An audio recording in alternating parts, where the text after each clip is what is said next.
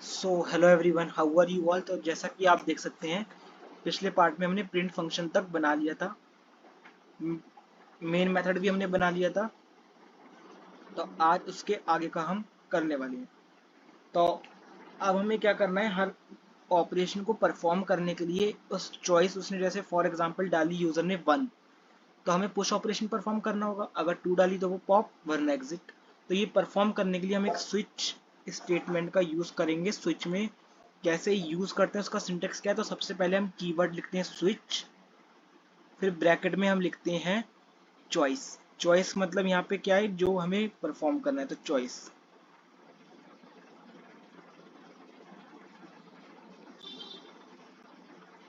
तो आगे अब हम करते हैं चॉइस के बाद। तो इसमें केस बनते हैं, ये आई होप आपको इसका सिंटेक्स पता है। तो सबसे पहला केस 1, अगर 1 उसमें, अगर चॉइस क्या है 1, उसका मतलब मुझे क्या करना है, पुश। तो यहाँ पे सिंपली केस 1 में मैं क्या प्रिंट करा दूंगा, जस्ट अ सेकेंड। तो केस 1 पे आते हैं। अगर चॉइस उसने सिलेक्ट करती है यूजर ने 1, तो हम सिंपली प्रिंट कराएंगे print F enter the value to push. Enter the value to push. Push कराने के लिए वो एंटर करेगा, मांगेगा वैल्यू जो हमें पुश करानी है। सिंपली स्कैनएफ फंक्शन की मदद से हम वो वैल्यू ले लेंगे यूजर से। Scanf percentage D. Percentage D क्यों लगाते हैं मैंने आपको बता दिया है, क्योंकि वो फॉर्मेट स्पेसिफायर होता है इंटीजर डेटा टाइप का। कॉमा, अब कौन से वेरिएबल में लेंगे, अब की बार हम वैल्यू में। और हमें वैल्यू मिल जाएगी। अब हमें क्या करना है, पुश ऑपरेशन को परफॉर्म करना है। अब पुश ऑपरेशन परफॉर्म करने के लिए इसका मतलब क्या है, हमें इस वाले मेथड पे जाना पड़ेगा, अपने पुश वाले।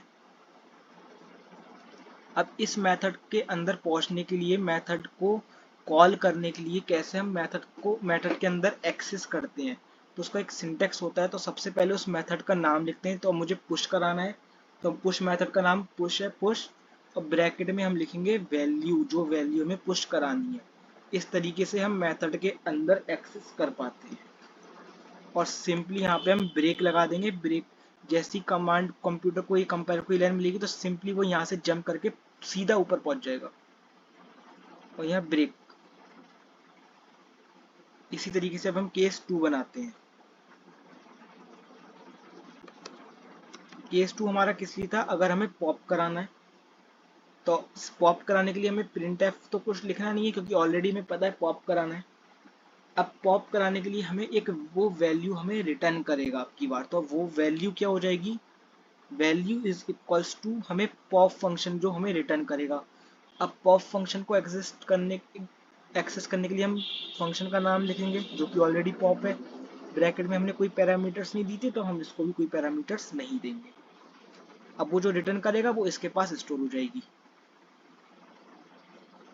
फिर सेकंड, अब जब वो रिटर्न करने के बाद हमें वैल्यू देगा, तो हम क्या करेंगे, चेक करेंगे कि इफ, अगर जो उसने हमें वैल्यू दी है, if value is not equals to -1, जो वैल्यू दी है अगर वो -1 के बराबर नहीं है, तो हम प्रिंट करा देंगे पॉप्ड वैल्यू, जो भी उसकी पॉप्ड वैल्यू है, इस percentage D. So I hope इतना आपको समझ में आया होगा। वो वैल्यू किसके पास होगी, वैल्यू वेरिएबल के पास।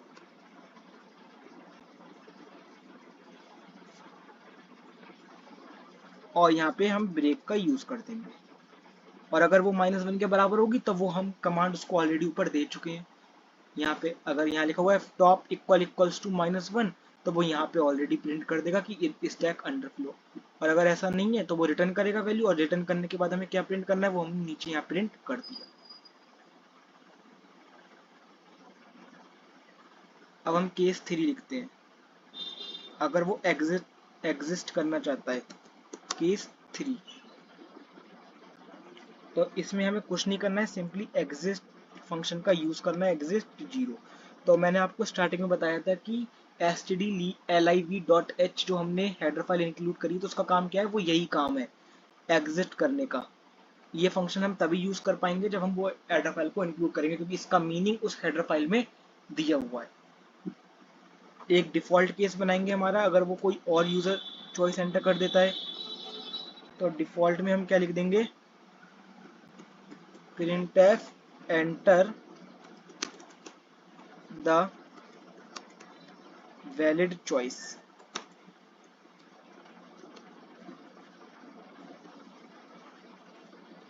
सिंपली हम यहाँ पे ये प्रिंट कर देंगे, फिर हमारा ये while लूप वाला बंद हो जाएगा, फिर हमारा ये स्टेटमेंट बंद और ये। सो ये हमारा पूरा कोड हो गया स्टैक का। तो आई होप आपको ये समझ में आया होगा। ये हमने पूरा कोड स्टैक का लिख लिया। अब नेक्स्ट पार्ट में मैं इसका आउटपुट प्रिंट करके आपको दिखाऊंगा।